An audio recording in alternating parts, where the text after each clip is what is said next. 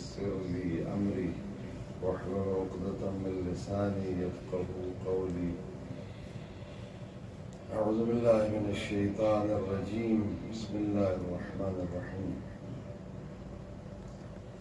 الحمد لله رب العالمين والعاقبة للتقوى واليقين. الصلاة والسلام على سيدنا ونبينا وحبيب قلوبنا وطبيب نفوسنا وشفيع ذنوبنا أبي القاسم المصطفى محمد. اللهم صل على محمد وأهل بيته الطيبين الطاهرين المعصومين المنتجبين، سيما بقية الله في الأرضين الذين أذهب الله عنهم الرجس وطهرهم تطهيرا. اللهم صل على محمد ورحمة الله على شيعتهم ومحبيهم أجمعين، واللعنة الدائمة على أعدائهم أجمعين. أما بعد، وقد قال الله تبارك وتعالى في كتاب الحكيم القائلين وقوله الحق. بسم الله الرحمن الرحيم. اقرأ باسم ربك الذي خلق من علق. اقرأ وربك الأكرم الذي علم بالقلم علم الإنسان ما لم يعلم. اللهم صل على محمد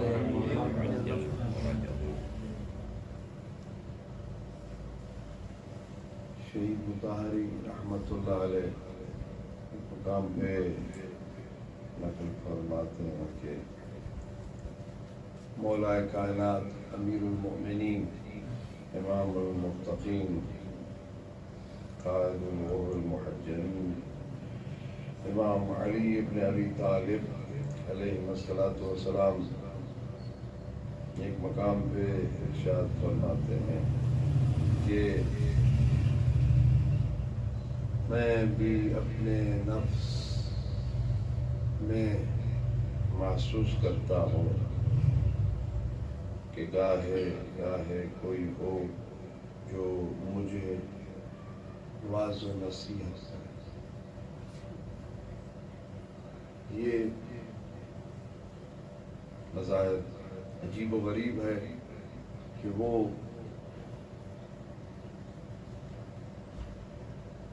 انسان کامل اور وہ عقل کل جو خود علم و حکمت کے دروازہ ہیں اور عصمت کبریٰ کی منزل پہ فائز ہیں، وہ جب اپنے بارے میں یہ فرمائے، یہ در حقیقت اشارہ ہے اس طرف کہ انسان ہر وقت غفلت کی زد میں ہے، اور اسی کی طرف اشارہ فرمایا حضرت یوسف ابن یعقوب علیہ السلام نے کہ جب وہ انتہائی کٹھن آزمائش سے کامیاب ہو اور سرخرو و سرفراز ہو کر ابھرے تو پھر بھی بڑی عاجزی سے وما ابرئ نفسی لامارۃ بالسوء الا ما رحم ربی. یہ سب جیسے ہم کہتے ہیں یہ سب تیرا کرم ہے آقا کہ بات اب تک بنی ہوئی. اگر ہم کوئی کمال پیش کرتے ہیں یا کوئی بھی خوبی ہم میں ہے کوئی نیکی نشان زد کرتے ہیں تو اس میں در حقیقت وہی بات ہے کہ ہم کوئی کمال نہیں رکھتے، جیسے کہ روزانہ ہم کہتے ہیں ایاک نعبد و ایاک نستعین، بندگی صرف تیری کب کر سکتے ہیں؟ جب تو ہمیں اپنی تائید و توفیق سے مالا مال کرے۔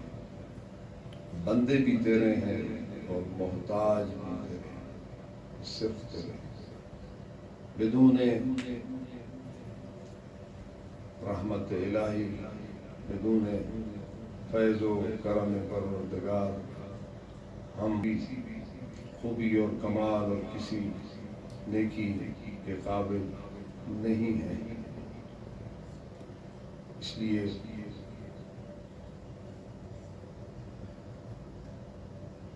ہمیں ہر وقت ضرورت ہے، ہم ہر وقت غفلت کی زد میں ہیں، تو غفلت سے بیدار کرنے کے لیے ہمیں کسی ناصح اور واعظ کی ضرورت ہے۔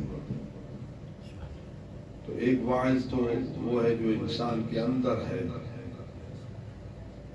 اور ایک واعظ وہ ہے جو کہ خارج میں ہے، جیسے کہ امام موسیٰ کاظم اسلام اللہ نے انسان کے لیے دو حجتیں قرار دی ہیں، ایک حجت باطنی ہے اور دوسری حجت ظاہری ہے۔ حجت باطنی وہ عقل ہے، وہ عقل جو ہوائے نفس سے آزاد ہے، اس کی بات نہیں ہے جو ہوائے نفس کے تابع ہو۔ اس کو لوگ عقل و فکر کہتے ہیں، لیکن در حقیقت وہ عقل نہیں ہے۔ عقل تو اپنے لغوی معنی کے اعتبار سے بھی نکیل ڈالنے کو کہتے ہیں، اور جیسے جانور کو زنجیر ڈالتے ہیں، رسی ڈالتے ہیں، نتھ ڈالتے ہیں، تو سرکش جو نفس ہے انسان کا، اس کو نکیل ڈالنے کا نام عقل ہے۔ اور ظاہر ہے رسی جتنی مضبوط ہوگی جانور کو اتنا ہی باندھا جا سکے گا مضبوطی سے، اور اگر رسی کمزور ہوئی، زنجیر ہے وہ کمزور ہوئی، نکیل کمزور ہوئی، تو پھر وہ تو اس کو توڑا کر کہاں سے کہاں دور بھاگ جائے گا۔ میں یہ سوچا کرتا ہوں اور کہا بھی کرتا ہوں کہ جب انسان پیدا ہوا تو تیار بنا بنایا، تیار بالفعل حیوان تھا، لیکن اس کے اندر عقل بیج کی مانند موجود تھی، جو ابھی بعد میں کام کرے گی۔ یعنی انسان ہوتا ہے حیوانی خواہشات کی وجہ سے یا عقل کی وجہ سے۔ انسان کی انسانیت کا جوہر عقل ہے، لیکن عقل تو ابھی وہ ایک بیج کی شکل میں بالقوہ موجود ہے۔ آپ کی اصطلاح سے ہٹ کے بالقوہ کہہ رہا ہوں، ورنہ ہو سکتا ہے وہ آپ کی اصطلاح کے مطابق تو میں غلط کہہ رہا ہوں۔ خلوات کر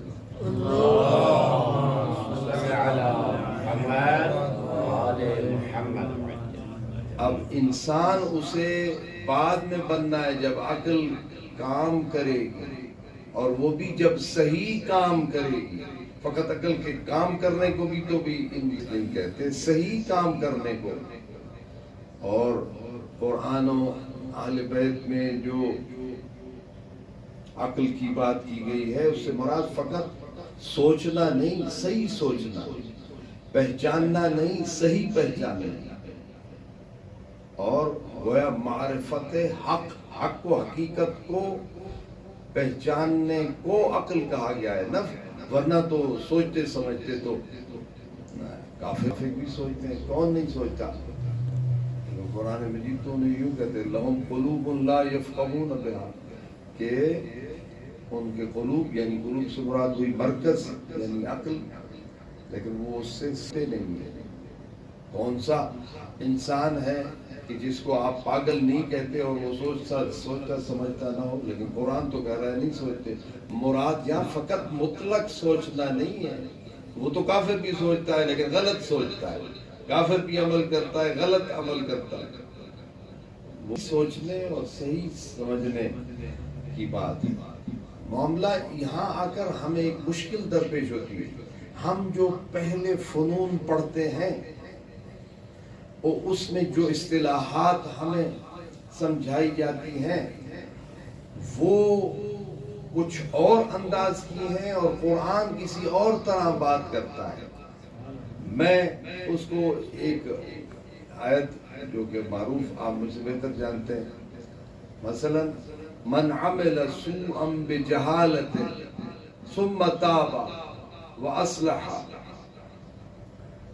وعمل صالحا، اور مختلف آیات ہیں کہ اب ہم اپنے اعتبار سے اس کا معنی جو ہم نے صرف و نحو و منطق و فلسفہ و اصول پڑھا اس کے مطابق ہم کیا معنی کریں گے کہ جو جان بوجھ کر برا عمل کرے پھر توبہ کرے اور اپنی اصلاح کرے تو اللہ بخشنے والا ہے، یہی معنی کریں گے نا۔ اس کا معنی پھر تو کیا یہ نہیں نکلتا کہ جو جان بوجھ کر برائی نہیں کرتا تو پھر اس کے لیے توبہ نہیں ہے؟ حالانکہ اس کے لیے توبہ ہے۔ تو پھر ہمارا مدرسے کا پڑھا ہوا سارا جو ہے وہ کہاں گیا؟ اس سے ہمیں قرآن تو ہم صحیح معنی میں نہ سمجھ سکے۔ بالآخر امام صادق علیہ السلام نے ہماری اس بدھی کو سلجھایا، فرمایا کہ من عمل سوءا بجہالت کا معنی یہ ہے جو بھی برائی کرتا ہے وہ جاہل ہے۔ ہم نے جو عربی پڑھی، جو فنون پڑھے، جو منطق و اصول پڑھی، جو فلسفہ پڑھا، اس کے مطابق تو قرآن سمجھ میں نہ آیا۔ امام صادق آل محمد نے فرمایا کہ یہاں جہالت سے مراد خود خدا کی نافرمانی جہالت ہے۔ جیسے اب دوسری آیت آپ کے سامنے کہ اور بھی آیات ہے، یہ آیت تو بڑی معروف ہے جو میں نے عرض کی ہے، یہ بھی جیسے انما یخشی اللہ من عبادہ العلماء۔ اب ہم جس ماحول میں یا حوزے میں، مدارس میں یا عوام میں، طلبہ میں، فضلاء میں، ہمارے ذہن میں جب لفظ عالم، علماء کس پہ اطلاق اس کا ہوتا ہے؟ یعنی اصطلاحاً عرفاً جس کو ہم عالم علماء کہتے ہیں، ہم نے یہ سمجھا کہ اللہ بھی اپنی کتاب میں اسی کو علماء کہہ رہا ہے۔ یہ بات صحیح ہے، یہی مشکل ہے ہماری۔ ہم اس کا معنی یہ قرآن و حدیث سے ابھی تک ہم اس وجہ سے بھی دور ہیں کہ کچھ عرفی معانی، کچھ اصطلاحی معانی ہمارے ذہن میں مرتکز ہوتے ہیں، اور قرآن انہی الفاظ کا جب استعمال کرتا ہے تو اس کا معنی کچھ اور ہوتا ہے۔ وہاں عمل سوء انجام دینا جہالت ہے۔ اسی آیت کی ذیل میں من عمل سوءا بجہالت کی ذیل میں امام صادق علیہ السلام نے اس کی تفسیر میں بھی فرمایا جو بھی خدا کی نافرمانی کرتا ہے وہ جاہل ہے۔ اور انما یخشی اللہ من عباد العلماء، ہم نے کہا جی یہ جو ہم یہ لباس پہنتے ہیں یا جناب حوضے میں پڑھتے ہیں یا جناب ہم یہ علوم پڑھتے ہیں تو بس پھر ہم علماء ہو گئے۔ حالانکہ قرآن نے ہماری اس بات کا جواب بھی دے دیا ہے۔ انما کہہ کر جو ہے وہ ہماری روحیں جب اسے سنتی ہیں تو کہاں پڑتی ہیں؟ انما نہ ہوتی تو پھر شاید بات کچھ اور گنجائش نکل آتی ہے۔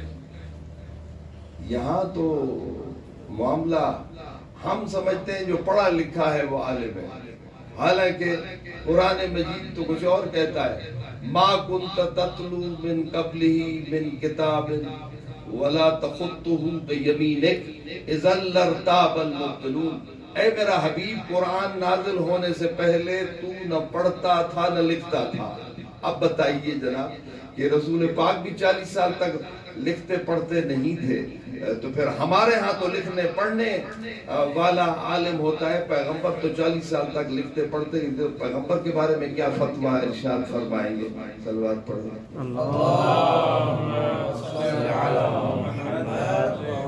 تو یہ سب عرفی باتیں ہیں، پڑھنا لکھنا کہاں ملا ہوا؟ مکہ میں یا جو اس وقت مسلمان ہو رہے تھے اور وہ بادیہ نشین معاشرہ، وہ صحرا نشین، وہاں لکھنے پڑھنے کی کہاں باتیں؟ وہ پورے مکہ میں کتنے لوگ لکھنا پڑھنا جانتے تھے، اور لیجئے لکھنا پڑھنا جاننے والوں میں معاویہ ابن ابی سفیان بھی تھا۔ تو پھر بتائیے، اور ہو سکتا ہے کہ جو اس وقت کلمہ وہ ہوں جن میں ابو ذر بھی تھے اور بڑے بڑے تھے، کتنے لوگ جو صحرا میں زندگی گزار کے آئے تھے جہاں لکھنے پڑھنے کا نام و نشان نہیں تھا، انہوں نے صرف پیغمبر کو سنا، پیغمبر کو دیکھا، پیغمبر کی حقیقت پر مبنی باتیں سنی، قرآن سنا اور ان کی سیرت کو دیکھا اور ان کے ایمان ان کے دل میں راسخ ہوا۔ لکھنا پڑھنا نہیں جانتے تھے، لیکن قرآن ان کو علماء کہتا ہے۔ یہ معاملہ کیوں؟ کیونکہ ان میں خشیت الہی پیدا ہوئی۔ تو قرآن اصل میں ملا لکھنے پڑھنے کو، جناب ڈگریاں لینے کو، اور یہ سارا جو ہمارا سلسلہ ہے عرفی، اس سے ہٹ کر بات کہتا ہے کہ انما یخش اللہ۔ اصل میں قرآن علماء ان کو ہی کہتا ہے، جو فقط انہی کو علماء کہتا ہے جو خشیت الہی رکھتے ہیں، خواہ لکھنا پڑھنا جانتے ہو نہ جانتے ہو، خواہ وہ کسی حوضے کسی مدرسے کسی دانشگاہ سے فارغ التحصیل ہوں یا نہ ہوں۔ بہت سارے وہ مسلمان لکھنا پڑھنا نہیں جانتے تھے۔ پیغمبر جن کو کسی کو سلمان منا اہل البیت کہتا ہے، جس کسی کو کہتا ہے کہ آسمان نے سایہ نہیں کیا، زمین نے اٹھایا نہیں کہ جو ابو ذر سے زیادہ سچا ہو، اور مختلف یہ ڈگریاں جو رسول کے خود دے رہے ہیں، ان میں سے میں البتہ اس تاریخ میں تو نہیں پورا جانا چاہتا، یہ اہل تاریخ سے یہ جانتے ہیں کہ کون، اتنا پتا ہے کہ اکثر مسلمان ہونے والے اس زمانے کے عمار ابن یاسر غلام تھے، ان کے والد بھی غلام تھے، ان کی والدہ بھی غلام تھے، لیکن اسلام ان پر فخر کرتا ہے۔ یہ غلاموں کو کہاں لکھنا پڑھنا سکھاتے تھے؟ وہاں یہ باتیں ہوتی نہیں تھی۔ لکھنا پڑھنا علم سمجھتے ہیں ہم، لکھنا پڑھنا علم نہیں ہے، علم کا ایک مؤثر ذریعہ ہے، ورنہ تو پھر پہلا فتویٰ رسول پاک پہ، اور قرآن مجید نے اس کی وجہ بھی بتا دی۔ 40 سال تک آپ قرآن مجید کے نازل ہونے سے پہلے آپ نہ لکھتے تھے نہ پڑھتے تھے۔ کیوں؟ اذا لارتاب المبطلون، کہ آپ کی دعوی رسالت کا ابطال کرنے والے ان کو شک اور شبہ کی گنجائش بھی نہ ملے۔ ہم نے ان کو شک و شبہ کی گنجائش بھی نہیں ڈھونڈنے دی اور ان کو موقع ہی نہیں دیا۔ کیوں؟ کیونکہ فیصلہ یہ ہوا کہ رسالت مصطفیٰ کی جو دلیل ہے وہ کتاب اللہ ہے اور قرآن ہے۔ بس اگر پہلے لکھتے پڑھتے ہوتے اور پھر کہتے کہ میں اللہ کا رسول ہوں، کہ دلیل یہ ہے کہ اللہ نے مجھے زندہ جاوید معجزہ عطا کیا ہے، یعنی مجھ پہ قرآن نازل کیا ہے، تو وہ اعتراض ان کا بنتا تھا۔ ہمیں کیا پتا کہ یہ اللہ کا کلام ہے یا تو خود کہیں سے پڑھ کے کہیں سے بنا کے لاتا ہے۔ جب 40 سال تک اس طرح رکھا کہ کوئی استاد نہیں، کسی کے سامنے زانو ادب طے نہیں کیا، اور نہ قلم ہاتھ میں لیا نہ کتاب پڑھی کوئی، اور پھر یکا یک ایک ایسا کلام پیش کیا کہ جس کے مد مقابل بڑے بڑے فصیح و بلیغ اور بڑے بڑے ادیب و شاعر جو ہے وہ بے بس ہو کر رہ گئے. اس سے یہ پتہ چلتا ہے کہ ہم غلطی پہ ہیں.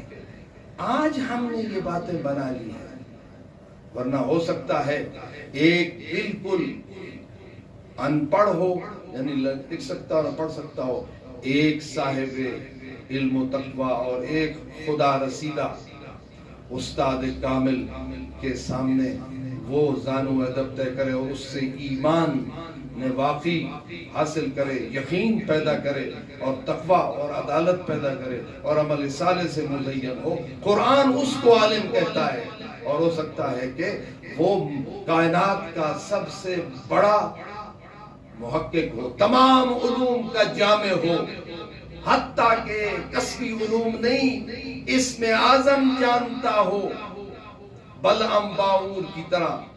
لیکن جب شیطان کا تابع ہوتا ہے تو قرآن اس کے بارے میں کیا کہتا ہے؟ وہ ایسا کتا ہے کہ جس کو چھیڑیں تب بھی بھونکتا ہے، جس کو نہ چھیڑیں تب بھی بھونکتا ہے. علم کسبی نہیں، وہ اسم اعظم کا عالم تھا. لیکن جب اس نے سکوت کیا اور جب وہ صراط مستقیم سے ہٹا اور اس نے اللہ کے اولو العزم پیغمبر موسیٰ علیہ السلام کے مد مقابل اپنی خواہش پر عمل کیا، تو پھر قرآن کہتا ہے کہ وہ ثم رددناہ اسفل سافلین، پھر وہ اپنے مقام سے جب گرتا ہے تو کہاں پہنچتا ہے. ہاں، ادھر سے قرآن وہ علماء کو وہ مقام بھی دیتا ہے کہ خود علماء کا پہلا مصداق انبیاء و مرسلین اور معصومین اور ائمہ طاہرین کو قرار دیتا ہے. اور ادھر سے وہ اعلیٰ جس سے بالا کون سا مقام ہو سکتا ہے، لیکن پھر دو مثالیں دے دیتا ہے. وہ ایک یہ جو میں نے عرض کی بنی اسرائیل کے اس بلعم باعور کی، جس کو کتے سے تشبیہ دیتا ہے، اور دوسرا مثل الذین حملوا التوراۃ، اللہ کی کتاب تورات کو حمل کرنے والے، ان کو عالم کا لفظ نہیں ان کے بارے میں کہتا ہے. وہ ان کی مثل وہی ہے جیسے اس گدھے کی ہے جس پہ کتابیں لا کے جائے. تو اب یہ ہمارا فیصلہ ہے کہ ہم وہ خشیت الہی کا راستہ اپنائیں جس سے اللہ کہ ہاں وہ یرفع اللہ الذین آمنوا والذین اوتوا العلم درجات شہد اللہ انہ لا الہ الا ہو والملائکۃ واولو العلم قائما بالقسط لا الہ الا هو العزیز الحکیم. اللہ کی شہادت توحید کے وہ پاسبان اور حامل وہ اہل علم ہیں جو قسط و عدل پہ قائم ہیں، جن کا مرتبہ خدا ہی جانتا ہے. یا وہ مقام حاصل کریں یا پھر تورات کو حمل کرنے والے ان کو گدھے قرار دیتا ہے کہ وہ انسان بھی نہیں مانتا، وہ انسانیت سے بھی ثبوت کر جاتے ہیں. یہ حیثیت طالب علم کی ساری باتیں ہیں، اور اس سے بڑھ کر اور طالب علم کہنا بھی اب کبھی کبھی تو ہم یہ سمجھتے ہیں کہ ہمیں طالب علم کہنا مجاز ہے. اگر حقیقتاً وہ کہے تو شاید وہ خلاف واقع ہو اور کذب و افتراء ہو. ایک مقام پہ میں گیا تو انہوں نے بڑے بڑے القاب دے کر مجھے ممبر پہ بلایا، پتہ نہیں کیا کیا وہ کہہ رہے تھے، علامہ کہہ رہے تھے، حجت اسلام کہہ رہے تھے. میں نے کہا اگر آپ نے مجازن کہا ہے تو پھر کوئی حق نہیں، اگر اس کو حقیقی معنی میں کہا ہے تو معاذ اللہ جھوٹ ہے. اور یہ اس لیے اللہ نے اپنے حبیب سے یہ کہا، فرمایا اے میرا حبیب مجھ سے مانگو. حبیب کبریا نے عاجزی سے عرض کیا بار الہ میں تجھ سے کیا مانگوں، مجھے کیا پتا، میں کیا جانوں کہ میں تجھ سے کیا مانگوں، تو بتا کہ میں تجھ سے کیا مانگوں. حالانکہ جب اللہ فرما رہا ہے، اذن دے رہا ہے اور پھر ہے بھی اللہ کا حبیب اور اللہ کے علوم سے تربیت یافتہ ہے اور سیراب شدہ ہے تو مانگ لیتے تو برمحل ہوتا، لیکن پھر بھی عاجزی و انکساری کی انتہا یہ ہے کہ عرض کر رہے ہیں کہ بار الہا تو بہتر جانتا ہے کہ میں تجھ سے کیا مانگوں. تو آواز قدرت آئی، قر رب زدنی علما، اے میرا حبیب اگر مجھ سے مانگنا ہے تو مانگو کہ اے میرا اللہ مجھے اور علم عطا فرما. تو ہماری سادہ زبان میں کہ اے میرا حبیب یہ کہو کہ میں تیرا طالب علم ہوں.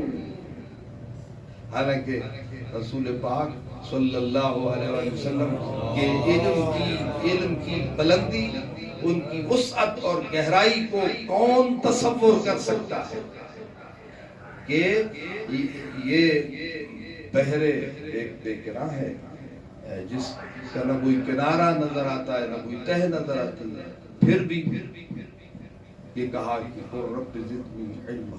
جب معاملہ اس حد تک ہے تو پھر ہم کس بات کی مولی ہے کہ ہم جب 4 حرف پڑھ جائیں اور ہمارے اندر یہ چیز پیدا ہو کہ میں جاننے والا ہوں. تو صادق عالم محمد نے فرمایا من قال انا عالم فہو جاہل، جس نے اپنے آپ کو عالم سمجھا وہی جاہل ہے.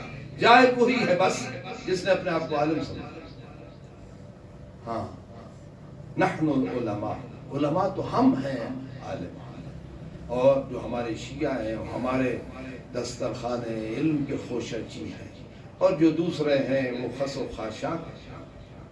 بس ہماری معراج یہ ہے کہ ہم قرآن و اہل بیت کے ادنا ترین شاگرد خود ان کی نگاہ میں قرار پا جائیں. اسی لیے بڑے بڑے علماء وہ عاجزی و انکساری سے کیا کہتے ہیں، من طلب، مجھ جیسا حقیر طالب علم جو ہے وہ یہ کہتا ہے. اور جب آپ فقہا کے کلام میں یہ پڑھتے ہیں اور سنتے ہیں اور لوگوں کو بتاتے ہیں فی اشکال، اس کا معنی کیا ہوتا ہے؟ یعنی ھذا امر مشکل لا اعلم ما هو حکم اللہ فی ھذا الامر. یہی کچھ ہے. اشکال کا مطلب ہے کہ وہ کہتے ہیں ہمیں پتہ نہیں ہے کہ اللہ کا حکم کیا ہے، ہم اس سے آگاہ نہیں ہیں. اور جہاں احتیاط کہتے ہیں وہاں بھی در حقیقت ان کو اللہ کے اس حکم واقعی کا پتہ تو نہیں ہوتا. یہ تو وہ مقام شک پہ احتیاط کو جاری کر دیتے کرتے ہیں نا، استصحاب کو جاری کر دیتے ہیں. یہاں شک یعنی ان کو علم نہیں ہے، کوئی ایسی دلیل نہیں ان کے سامنے آئی کہ جو علم کہلائے جس سے وہ سمجھ سکیں کہ ہاں اللہ کو حکم ہے. بس اب بتائیں باقی کتنا علم ہے ہمارے پاس. یہ تو ان کی بات ہے کہ جنہوں نے زندگی اپنے ان علوم اہل بیت میں صرف کی ہیں. وہ بھی شیخ انصاری رحمت اللہ علیہ آپ دیکھیں وہ ان کی کہا جاتا ہے کہ یہ جو کتاب مقاصد ہے یہ مجتہد گر ہے، یہ مجتہد بنانے والی کتاب ہے. کیسی بحث ہے ان کی، کتنا عمق ہے، کتنی وسعتیں ہیں اور کیا بلندیاں ہیں. لیکن کہا جاتا ہے، میں نے ابھی خود تفصیلاً نہیں دیکھا کہ انہوں نے جب اپنا عملیہ لکھا تو اس میں اکثر الاحتیاط فتوے بہت کم تھے اور احتیاطات بہت زیادہ ہیں. اب بھی لوگ جاننے والے جانتے ہیں. تو علم جو ہے وہ تو نہ ہونے کے برابر.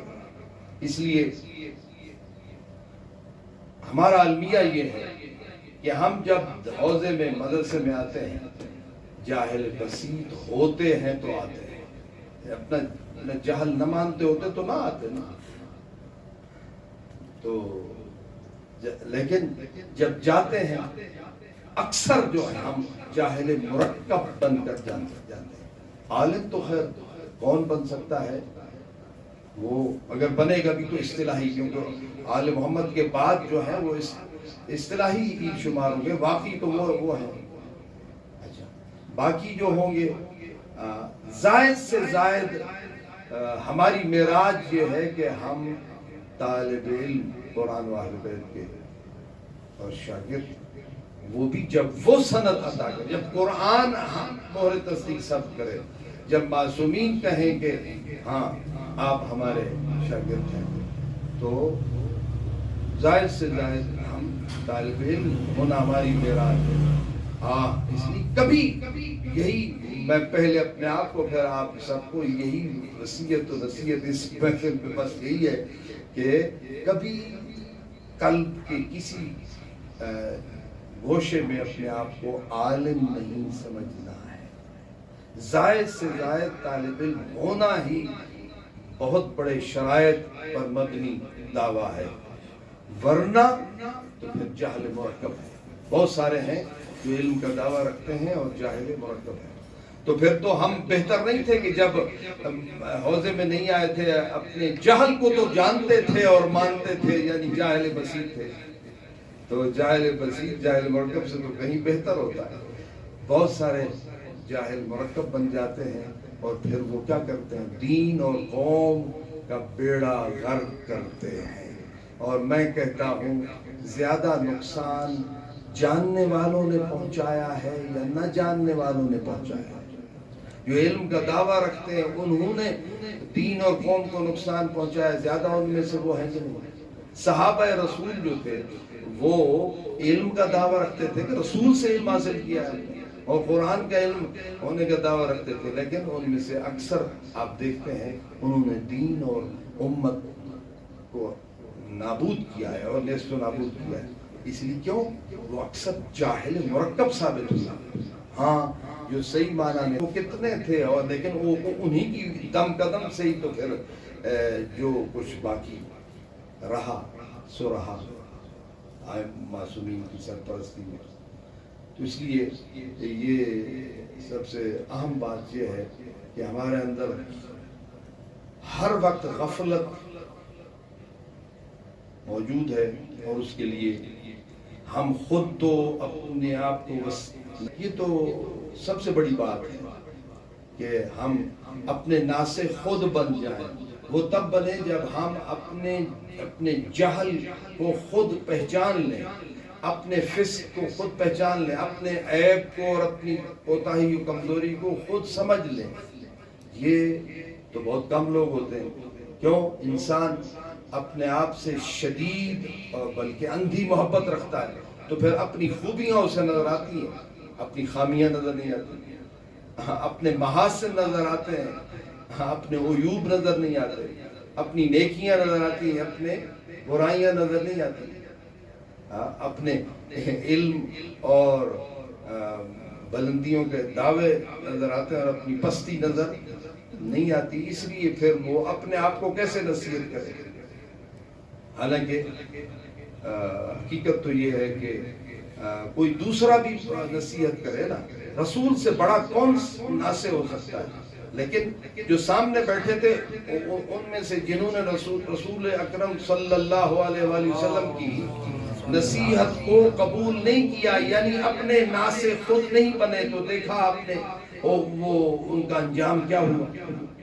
معلوم ہوا پھر بھی خود ہی کرنا پڑے گا، اور اس کا حل یہی ہے کہ ہم ایک تو کسی کو اپنا ناصح اور واعظ مانیں، اور دوسرا پھر اپنی ذہانت، اپنی چالاکی اور اپنی جناب یہ صلاحیتیں اور اپنا علم اور اپنے کمالات اور اپنی نیکیاں اور اپنی خوبیاں ان کو بھولتے چلے جائیں، بھول جائیں، اور اپنی جو کمزوری ہے اس کو خود سمجھیں اور خود اس اپنے عیب کو نکالیں۔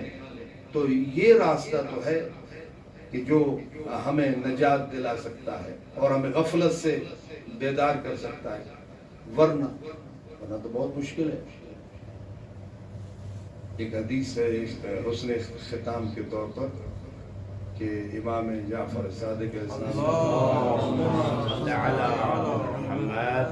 تقویٰ کی علامت یہ ہے کہ کوئی تیری تعریف کرے تو تو اپنے دل میں خوش نہ ہو، اس کی تعریف کرنے پر خوش نہ ہو۔ مجھے بتائیے، آج یہ جو ہم ممبر پہ خطابت کرتے ہیں، داد لینا یعنی تعریف لینا چاہتے ہیں کہ نہیں؟ اگر کوئی نہ کرے تو ہمارے دل کو ملال ہوتا ہے، کوئی کرے تو ہمارا دل خوش ہوتا ہے۔ بتائیں تقویٰ کسے کہتے ہیں؟ مصائب پہ کوئی اگر نہ روئے تو ہمارے دل کو ملال ہوتا ہے، روئے تو ہم وہ رو رہے ہوتے ہیں، ہم دل میں خوش ہو رہے ہوتے ہیں۔ بتائیں تقویٰ کسے کہتے ہیں؟ لوگ تیری تعریف کریں، داد دے کر، رو کر، ہنس کر، جس طرح بھی کریں، وہ تو اس کے کئی طریقے ہیں، اور تو دل میں خوش ہو تو یہ تقویٰ نہیں ہے تیرے اندر۔ اب بتائیے، ہم نے یہ سارے معیار جو کہ آل محمد سے تو لیے نہیں، قرآن سے تو لیے نہیں، تو پھر ہم، اور دعویٰ ہمارا یہ ہے کہ یہ ہم بیٹھے کہاں ہیں؟ یہ رسول اکرم کے منبر پر، مولا علی کے منبر پر، امام حسن، امام حسین اور ائمہ اہل بیت کے منبر پر، اور ہم نے، ہماری حالت کیا ہے؟ حالانکہ امام صادق اسلام نے فرمایا کہ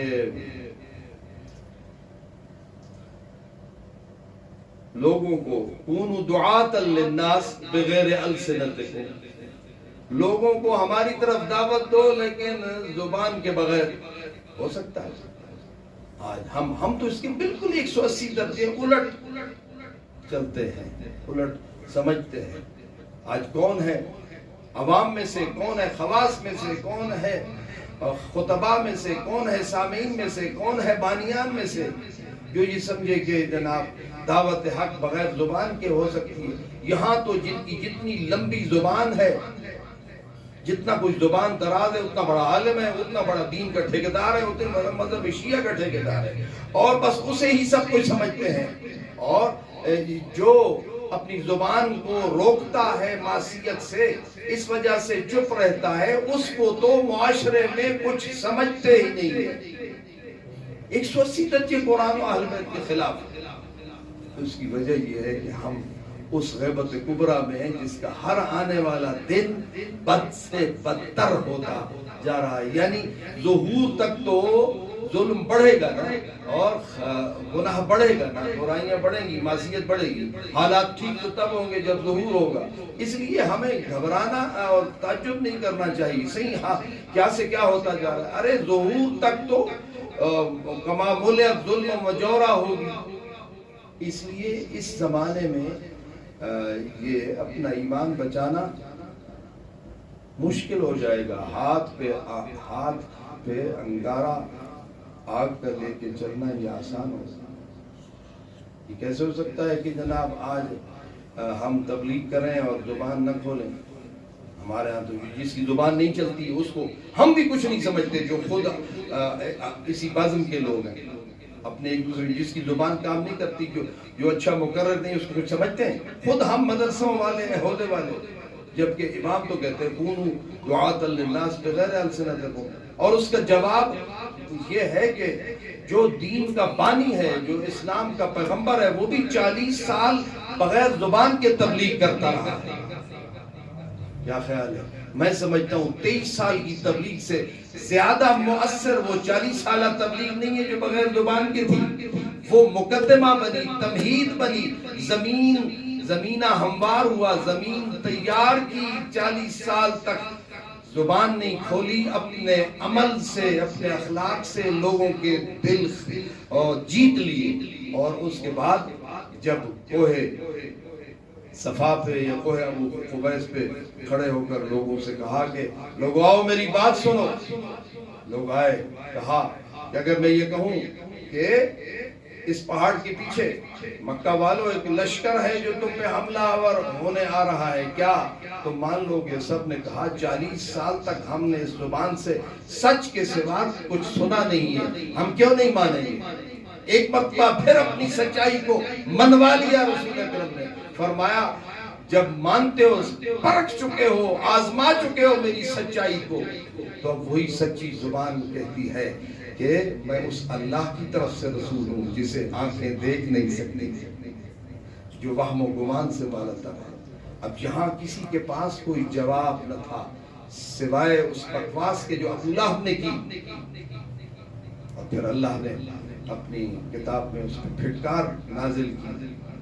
میں کہتا ہوں اگر کوئی مسلمان نہ ہوتا رسول کی دعوت پہ، لیکن رسول تو اپنی صداقت کو منوا چکے تھے، اب جو بھی ان کا انکار کرے گا وہی جھوٹا ثابت ہوگا۔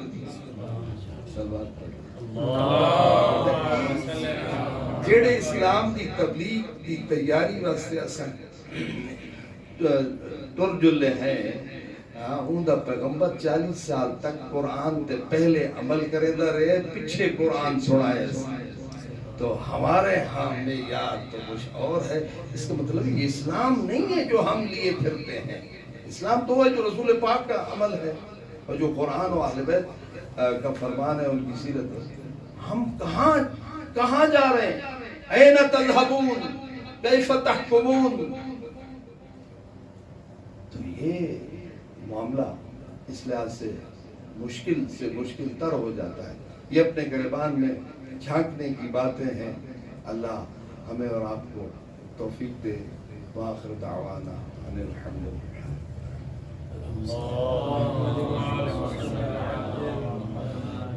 بار الہ ہماری اس ادنا کاوش کو شرف قبولیت عنایت فرما، اس محفل پہ اپنی برکتیں رحمتیں نازل فرما، اہل علم و فضل طلبہ کرام فضلائے اعظام کا اجتماع ہے پروردگارہ، اپنی نظر کرم فرما، ہمیں صحیح معنی میں قرآن و اہل بیت کا شاگرد قرار دے، اس خشیت الہی کی منزل تک پہنچنے کی توفیق عطا فرما، اس علم واقعی سے سیراب فرما، حکمت الہیہ سے بہرہ مند فرما، عمل صالح سے مزین فرما، تقوی و عدالت سے آراستہ فرما، اپنی خوبیوں کو بھول جائے اور اپنی خامیوں کو یاد رکھیں، غفلت سے بیدار فرما، صحیح معنی میں ہمیں وعظ و نصیحت حاصل کرنے والا قرار دے۔ بار الہ حوض علمیہ قوم حوض علمیہ نجف تمام مدارس دینیہ کو ترقی و کمال عطا فرما، علماء کرام، فقہاء اعظام، مراجع اعظام، اہل علم و فضل، طلبہ و فضلاء سب کی توفیقات خیر میں اضافہ فرما، پروردگارہ ہمارے گناہوں سے درگزر فرما، ہماری خطاؤں سے درگزر فرما۔